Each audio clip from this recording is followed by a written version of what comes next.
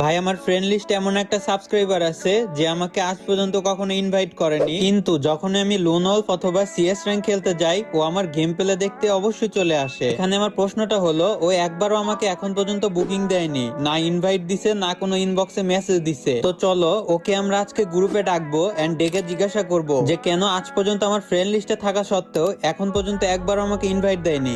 Hello Fahim, তুমি কি আমার কথা শুনতে পাচ্ছো? আরে তাহমিদ ভাইয়া, তুমি আমাকে ইনভাইট দিচ্ছ? আমার তো বিশ্বাসই হচ্ছে না। ফাহিম, আমার একটা প্রশ্ন ছিল। আমি যখনই গেম খেলতে যাই তুমি আমাকে এক্সপেক্টিং করে আমার খেলা দেখো, কিন্তু তুমি আমার সাথে খেলার জন্য কখনো তো ইনভাইট অথবা বুকিংও দেও নাই, এটা কি কারণে? আরে তাহমিদ ভাইয়া, আমি তোমাকে এই জন্য ইনভাইট করি না, কেন আমার ভয় লাগে যদি আপনি আপনার ফ্রেন্ড লিস্ট থেকে আমাকে ডিলিট করে দেন। আরে না ভাইয়া, আমি কেন এরকমটা করতে যাব? কিন্তু তুমি আমাকে এই কথাটা বললা কেন? আমি না আগে একটা ইউটিউবারের ফ্রেন্ড লিস্টে ছিলাম, দিন না আমি তাকে 3-4 বার রিকোয়েস্ট